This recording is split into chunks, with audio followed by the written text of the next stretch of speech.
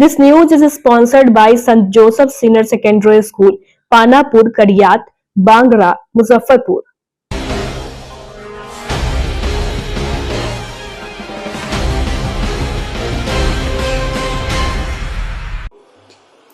नमस्कार, स्वागत है आपका डे न्यूज में और दिन भर की तमाम अहम खबरों के साथ मैं हूं आरती सिंह। आगे बढ़ने से पहले आइए नजर डालते हैं आज की खास खबरों पर।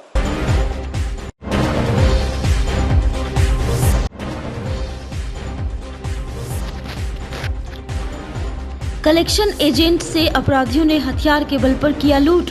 एक सप्ताह में दूसरी लूट की घटना से कांटी इलाके में सनसनी।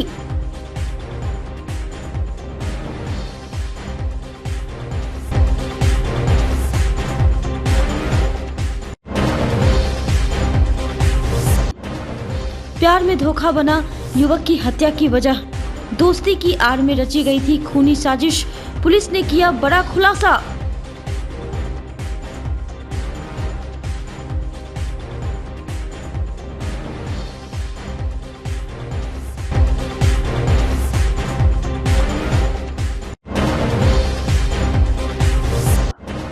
और मुजफ्फरपुर का शाही लीची के पेड़ों पर मंजर देखकर झूमे किसान। इस बार की पैदावार रचेगी इतिहास।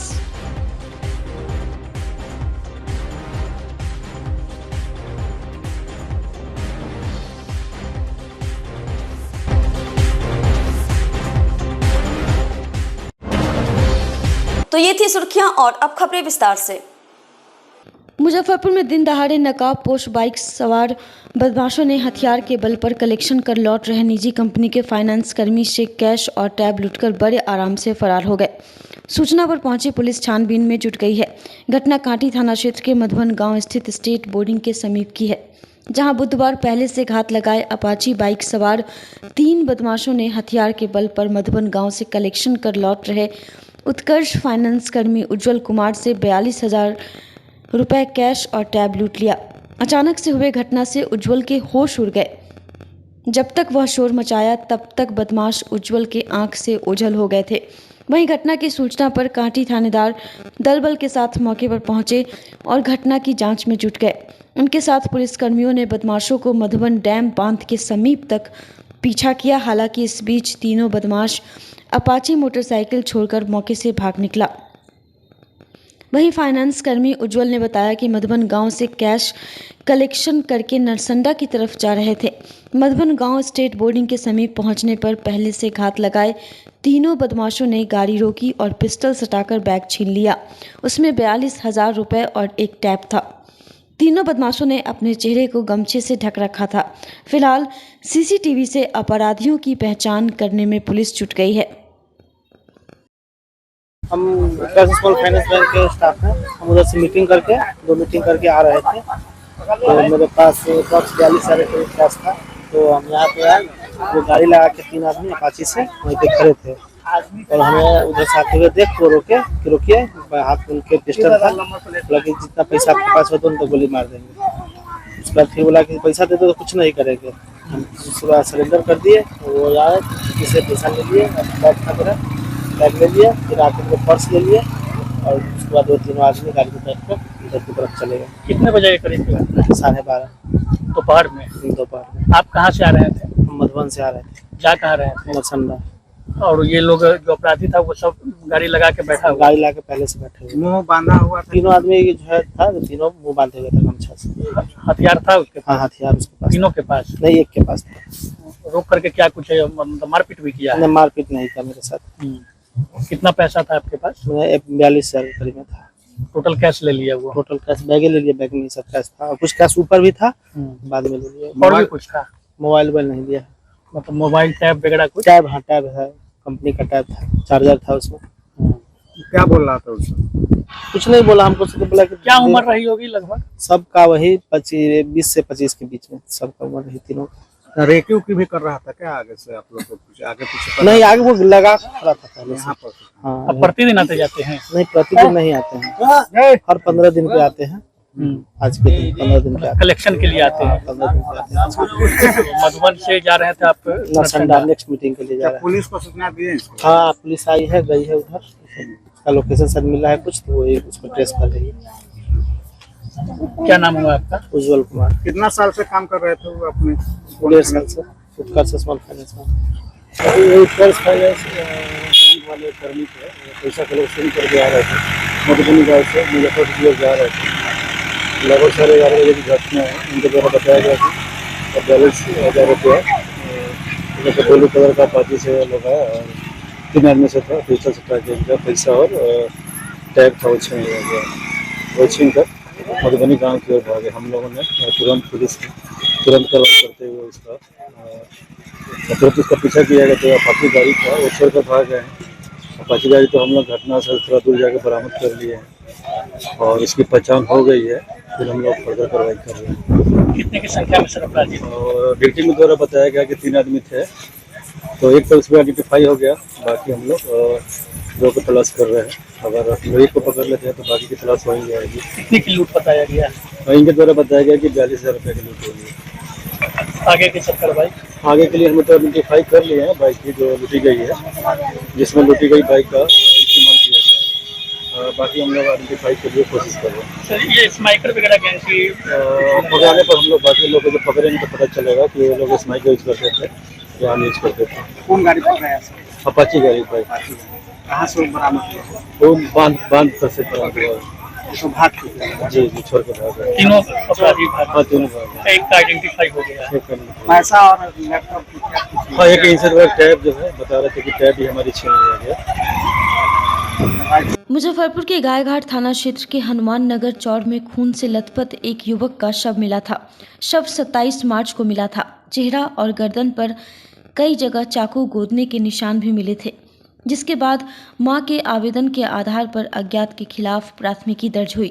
पुलिस अनुसंधान शुरू की। इसी बीच पुलिस को पता चला कि राजदीप का एक युवती से 2 साल से प्रेम प्रसंग चल रहा था। आशंका जताई गई कि उसके पहले प्रेमी ने यह हत्या की होगी।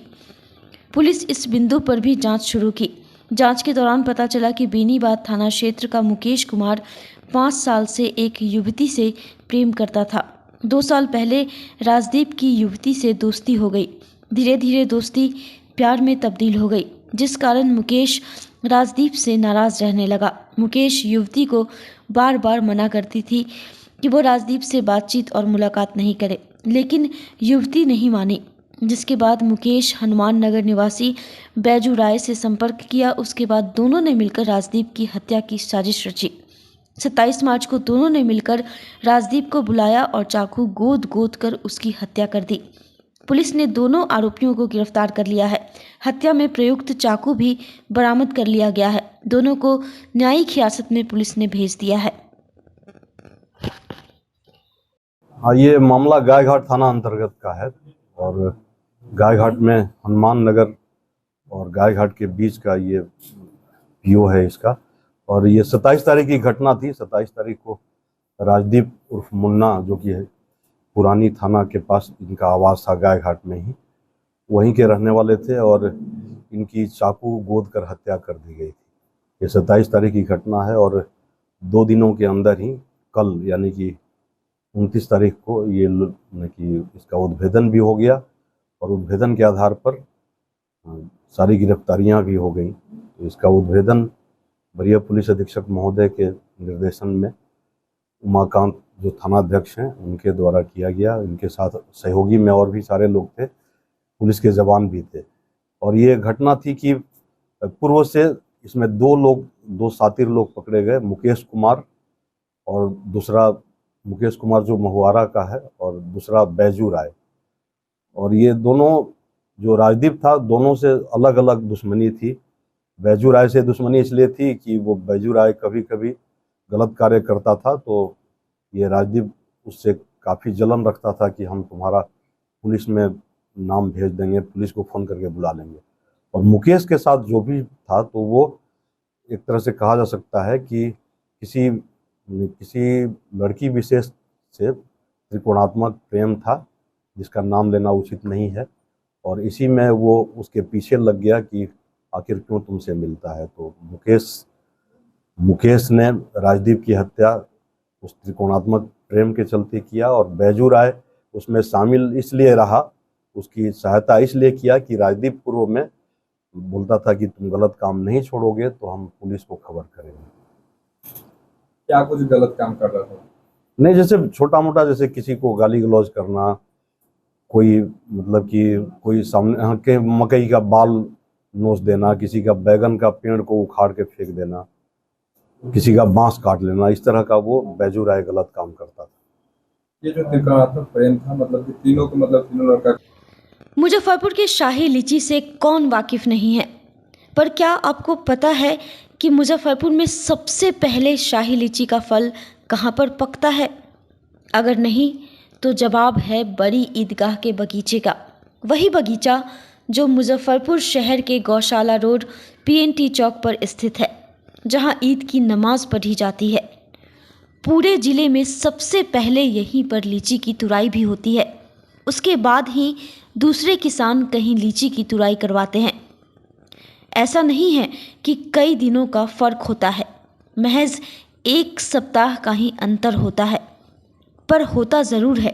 यह परंपरा सैकड़ों वर्षों से चली आ रही है। कई रिसर्च कंपनी भी यहाँ आकर इसके बारे में रिसर्च कर चुकी है, फ़ोटो भी लिया, कई बातों को समझा भी, पर इसका निष्कर्ष नहीं निकला। किसान मोहम्मद निज़ामुद्दीन ने बताया कि सैकड़ों वर्षों से इस बगीचे में सबसे पहले लीची फल पककर तैयार हो जाता है, जिसका मुख्य वजह तो हम लोगों को नहीं पता है, लेकिन हम लोग यह मानते हैं कि बड़ी ईदगाह का वातावरण पूरे शहर से काफ़ी अच्छा है। इस वजह से यहाँ सबसे पहले लीची का फल पककर तैयार होता है। मोहम्मद निज़ामुद्दीन ने आगे बताया कि ईदगाह बगीचे में अभी 40 से 50 लीची के पेड़ हैं, जिससे हर साल 50,000 रुपये से लेकर 1 लाख रुपए तक की आमदनी होती है। पिछले 15 सालों से इस बगीचे की जिम्मेदारी मुझे दी गई है। हर साल 100 कार्टन लीची का फल तैयार होता है, जिसे बिक्री करने की। मौसम कैसा है? लीची कैसे इस बार लीची के लिए कितना लाभदायक है मौसम? अभी मौसम 2-3 दिन से बहुत अच्छा मौसम हो गया। मौसम अच्छा है। अच्छा, एक मान्यता है बनी हुई है कि मुजफ्फरपुर के बड़ी ईदगाह के बगीचे की लीची सबसे पहले तैयार होती है। इसके पीछे क्या वजह है? इसके पीछे वजह है कलाई मिट्टी। यहाँ की मिट्टी बहुत अच्छा है। यहाँ की मिट्टी बहुत अच्छा। कब तक लग रहा है मार्केट में लीची आ जाएगा? 10 से 12 तारीख तक। यहाँ की जो लीची है कहाँ बिक्री के लिए जाती है? दिल्ली में किस तरीके से आप लोग बिक्री करते हैं? वहाँ केजी से बिकता है। केजी से। इस बार लीची का कीमत कितना तक होगा? अभी अनुमान है कि 150 से 200 तक। मुजफ्फरपुर के एलिस कॉलेज मैदान में 5 मई से होने वाले होमगार्ड बहाली को लेकर एलिस कॉलेज मैदान में तैयारी अंतिम चरण में है, जिसे लेकर मैदान में ट्रैक और पंडाल का निर्माण काम अंतिम चरण में है। होमगार्ड के प्रमंडलीय समादेष्टा त्रिलोकनाथ झा ने मंगलवार को एलिस कॉलेज मैदान पहुंचकर तैयारियों का निरीक्षण किया। रनिंग ट्रैक पर अभ्यर्थियों को कोई परेशानी न हो, इसका ख्याल रखा जा रहा है। लॉन्ग जंप, हाई जंप, गोला फेंकना होगा। दौड़ पुरुष के लिए 1600 मीटर को 6 मिनट के अंदर फिनिश करना है, वहीं महिला के लिए 400 मीटर 5 मिनट में फिनिश करना है। लॉन्ग जंप पुरुष के लिए 16 फीट पर एक्सीलेट और महिला के लिए 12 फीट एक्सीलेट। हाई जंप पुरुष के लिए 5 फीट एक्सीलेट और महिला के लिए 4 फीट एक्सीलेट, और गोला पुरुष के लिए 20 फीट एक्सीलेट और महिला के लिए 16 फीट एक्सीलेट है। टाइगर जंप पर रोक लगा दिया गया है, इसकी आधिकारिक पुष्टि नहीं की गई है। डीएम सुब्रत कुमार सेन ने बताया कि 5 मई से होने वाली होमगार्ड बहाली को लेकर तैयारी अंतिम चरण में है। 28 अप्रैल से एडमिट कार्ड डाउनलोड हो रहा है। अभ्यर्थी अपने सारे कागजात को दुरुस्त कर लें। लेज़र प्रिंटर एडमिट कार्ड लेकर बहाली में शामिल होने के लिए आएँ। अत्यंत गर्मी को देखते हुए मैदान में अभ्यर्थियों के लिए पानी और सत्तू की व्यवस्था की जाएगी।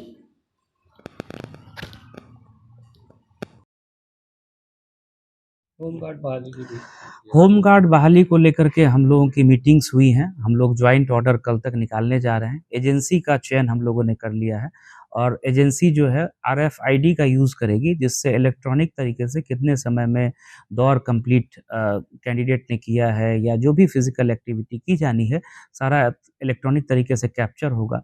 सभी कैंडिडेट्स का बायोमेट्रिक जो है डेटा कैप्चर किया जाएगा, अंगूठा का निशान और जो आइरिस वगैरह का लिया जाता है, ताकि किसी तरह के इम्पर्सोनेशन की या किसी कैंडिडेट के बदले कोई दूसरा कैंडिडेट फिजिकल एक्टिविटी में ना सम्मिलित हो जाए। तो ये सारे प्रिकॉशंस हम लोग ले रहे हैं। 2 तारीख को हम लोगों की ब्रीफिंग है और 5 तारीख से जो हम लोगों का LS कॉलेज का मैदान है, उसमें फिजिकल जो है वो टेस्ट प्रारंभ होगा और ये आगे कुछ दिनों तक चलेगा और मई में हम लोग चयन की पूरी प्रक्रिया जो है कंप्लीट करेंगे। कुल 17,000 से ज़्यादा आवेदन हम लोगों को प्राप्त हुआ है और हम लोग जो है इसकी विस्तृत तैयारी कर रहे हैं ताकि शांतिपूर्ण तरीके से बढ़िया से हम लोग संपन्न कराएं और ज़्यादा से ज़्यादा संख्या में कैंडिडेट्स पार्टिसिपेट भी करें और सबको चयन पत्र निर्गत होने के बाद फिर जो ट्रेनिंग की एक्टिविटी होती है वो भी विभाग का निर्देश है कि जल्दी शुरू हो, ताकि चुनाव से पहले बड़ी संख्या में होमगार्ड जो है वो हम लोगों को उपलब्ध हो जाए। तो इस दिशा में लगातार जिला स्तर पर भी और मुख्यालय स्तर पर भी। रामदयालु सिंह महाविद्यालय की सांस्कृतिक इकाई विरासत द्वारा आयोजित 2 दिवसीय सांस्कृतिक उत्सव का समापन बुधवार को उत्साहपूर्ण माहौल में हुआ। इस सांस्कृतिक महोत्सव में विद्यार्थियों ने राग जौनपुरी, तबला वादन, राग अहीर भैरव, कृष्ण की चेतावनी, नाट्य प्रस्तुति, काव्य पाठ, भोजपुरी गीत, छठ गीत और समूह नृत्य जैसे विविध कार्यक्रम प्रस्तुत किए। सभी प्रस्तुतियों ने दर्शकों का मन मोह लिया और उनकी खूब सराहना हुई। इस अवसर पर महाविद्यालय की प्राचार्य डॉक्टर अनीता ने कहा कि हमारा कॉलेज समग्र विकास के लिए प्रतिबद्ध है। अकादमिक गतिविधियों के साथ साथ सांस्कृतिक गतिविधियों को भी प्रोत्साहन दिया जा रहा है। इस दिशा में शिक्षकों, कर्मचारियों और छात्रों का अपार सहयोग प्राप्त हो रहा है।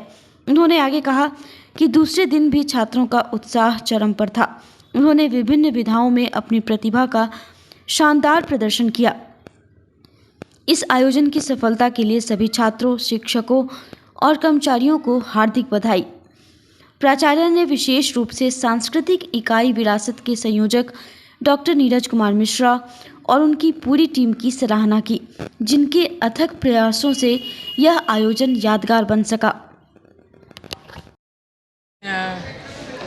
कल्चरल फेस्ट का आज दूसरा दिन है और समापन दिन भी है, लेकिन आज भी हमारे छात्र उतने ही उत्साह से जितना कल उन्होंने किया, आज भी कई विधाओं में उन्होंने अपनी प्रतिभाओं का प्रदर्शन किया है और देखने ही से लग रहा है कि उन्होंने काफ़ी मेहनत की है।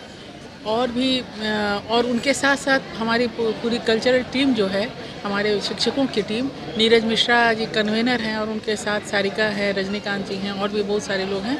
सब लोगों ने मिलकर जो मेहनत की है वो साफ दिख रहा है हमारे मन से। और बच्चों को इसके बाद हम लोग इसमें कोई कंपटीशन नहीं है, ये कोई प्रतियोगिता नहीं हो रही है, ये एक फेस्टिवल का आयोजन हुआ है, इसीलिए हम लोग सभी बच्चों को पार्टिसिपेशन का सर्टिफिकेट देंगे। लेकिन इसमें कोई किसी प्रतिस्पर्धा की भावना नहीं है। इसके कारण हुआ है कि हमारे बच्चे खुलकर अपनी प्रतिभा का प्रदर्शन कर रहे हैं, तो ये और अच्छा लग रहा है। अभी हम लोग देख रहे हैं, फिर कभी हम लोग इन लोगों के बीच प्रतिस्पर्धाओं का आयोजन करेंगे, लेकिन इस बार ये एकदम फेस्टिव मूड में है, कल्चरल फेस्ट के मूड में है, तो इन लोगों को फेस्टिव मूड में ही रहने दिया जाएगा। किसी तरह का कोई फर्स्ट, सेकेंड, थर्ड नहीं है, सब फर्स्ट है, सब विजेता है। जी, कला एवं संस्कृति ही समाज को जागृत करने का काम करती है और ख़ास करके जो ये युवा शक्ति है, यही हर एक विधा को आगे ले जाती है। हमारा जो विभाग है वो युवाओं को ही समर्पित है, कलाओं को ही समर्पित है, संस्कृति को ही समर्पित है। तो इस तरह के आयोजन से एक सकारात्मक ऊर्जा आती है हमारे समाज में और इसीलिए मैं RDS कॉलेज की प्राचार्य मैम को हृदय से धन्यवाद देती हूँ कि उन्होंने इस कार्यक्रम में मुझे आमंत्रित किया। मुजफ्फरपुर का प्रसिद्ध रेस्टोरेंट भारत बिरयानी रेस्टोरेंट का एक और नया ब्रांच शहर में खुल गया है। मंगलवार को मिठनपुरा रोड रिलायंस के बगल में भारत बिरयानी रेस्टोरेंट का शुभारंभ किया गया। इस मौके पर डिप्टी मेयर डॉक्टर मोनालिसा ने रिबन काटकर रेस्टोरेंट का उद्घाटन किया। जैसा कि दर्शकों को मालूम है कि भारत बिरयानी का पहला ब्रांच मोती झील में है। इस भारत बिरयानी रेस्टोरेंट में कोलकाता के टेस्ट वाले सभी आइटम ग्राहकों को मिलेंगे। वेज नॉनवेज के साथ चाइनीज और इंडियन खाने का ग्राहक लाभ उठा सकते हैं। बिरयानी की बात करें तो 109 रुपये में चिकन बिरयानी और 139 रुपये में मटन बिरयानी मिलेगा। इसके अलावा तंदूरी की भी सभी आइटम यहाँ उपलब्ध मिलेगी। रेस्टोरेंट में कपल बैठने के लिए विशेष व्यवस्था की गई है। इसके अलावा बर्थडे जोन भी बनाया गया है। उद्घाटन के मौके पर वार्ड 5 के पार्षद मोहम्मद सजाद, वार्ड 4 के पार्षद मुनव्वर, वार्ड 6 के पार्षद अफरीदी समेत कई गणमान्य लोग मौजूद रहे।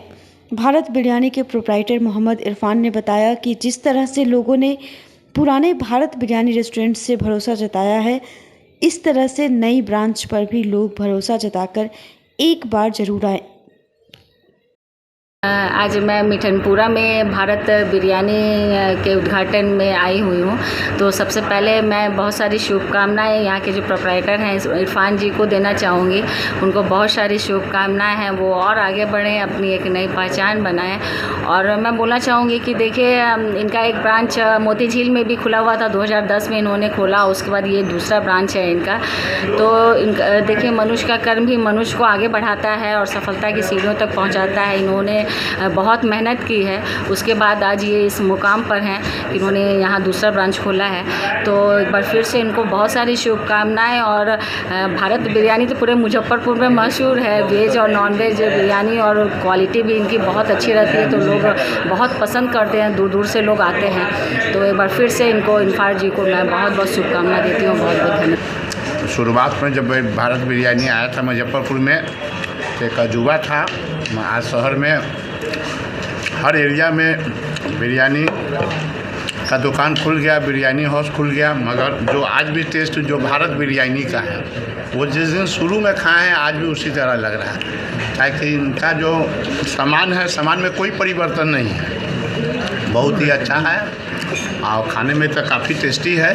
मुजफ्फरपुर शहर में जो लोग शहर के पूरब और दक्षिण ओर में है, एक भारत बिरयानी का ब्रांच इधर भी खुल गया मिठनपुरा जुब्बा सनी पार्क के एरिया में। चाहेंगे कि इस एरिया का लोग आवे और बिरयानी यहाँ भी खा के, जो मोती झील का जो मेन ब्रांच है उसी तरह भी यहाँ भी स्वाद मिलेगा। हम तो इरफान भाई के भारत बिरयानी के पुराने कस्टमर रहे हैं और यहाँ का टेस्ट शुरू से ही अच्छा ही रहा है। अगर बिरयानी के मामले में अगर देखा जाए तो फर्स्ट मतलब समझिए कि भारत बिरयानी ही रहा है और बहुत अच्छा रहा है। उनको मुबारकबाद देते हैं दूसरे ब्रांच के लिए। मिठनपुरा में दूसरा ब्रांच खुला है, उसके लिए उनको बहुत बहुत बधाई। क्या कहेंगे जी, लोग कहेंगे कि मतलब आपको जो मोती झील जाना में दूरी होता था और मिठनपुरा में एक नया ब्रांच खुला है, हम चाहेंगे कि यहाँ भी आएँ और यहाँ मतलब उसका नया आनंद ले सकते हैं बिरयानी का। हमारा एक मोती झील में ब्रांच चल रहा है ऑलरेडी 2010 से। आज हमने मिठनपुरा में ये ब्रांच को ओपन किया है मैम के थ्रू। मैम आई है इनॉग्रेशन में, उनका बहुत बहुत धन्यवाद करता हूँ मैं, और इनके आशीर्वाद से मैं इसको और रनअप पे चलाऊँगा। मुजफ्फरपुर में हमारा एक मोती झील और एक ये सेकेंड ब्रांच मिठनपुरा हो। फैसिलिटीज़ क्या क्या हैं? फैसिलिटीज़ जो मोती झील में है सेम एज इट इज़ यहाँ पे भी वही फैसिलिटी, वही टेस्ट, वही सब कुछ आपको मिलेगा। मटन और चिकन बिरयानी में रेट जो है वो किस तरह का? तो यहाँ पे हमने कुछ हाफ का भी सुविधा उपलब्ध किया है जो मोती झील में नहीं है। तो यहाँ को देखते हुए या स्टूडेंट हब को देखते हुए यहाँ हम हाफ का भी सुविधा उपलब्ध करवाएं। तो स्टूडेंट एरिया है, छात्र ज़्यादा आते हैं यहाँ जी पे। सर। तो बर्थडे सेलिब्रेशन के लिए क्या? बर्थडे सेलिब्रेशन का हमारा एक छोटा सा एक पार्टी रूम है जहाँ पे बर्थडे हो गया, ये एंगेजमेंट हो गया, ये सब के लिए पूरा सुविधा यहाँ उपलब्ध। कपल्स वगैरह भी आके बैठ? जी हाँ, यहाँ पूरा कपल के लिए, फैमिली के लिए, सबके लिए। आज की खबरों में बस इतना ही। कल फिर मिलेंगे कुछ नई खबरों के साथ। तब तक के लिए हमारी न्यूज टीम को दीजिए इजाजत। नमस्कार। Saint Joseph senior secondary school, Panapur, Kariyat, Bangra, Muzaffarpur, affiliated to CBSE 10+2. Co-education. The school maintains a very efficient team of teachers equipped with physics, chemistry, biology, maths and computer lab. Career-oriented classes through counseling from Standard 6. Skill development through yoga, dance and music. Route-wise vehicle facilities available. Separate hostel facilities for boys and girls. School is always ahead in participating cultural, literacy and other similar activities both at city and state level. Our result in boards, IIT, PMT show our effort. Registration for admission is going on. Registration forms available on Lenin Chalk and Jan Chhapra also.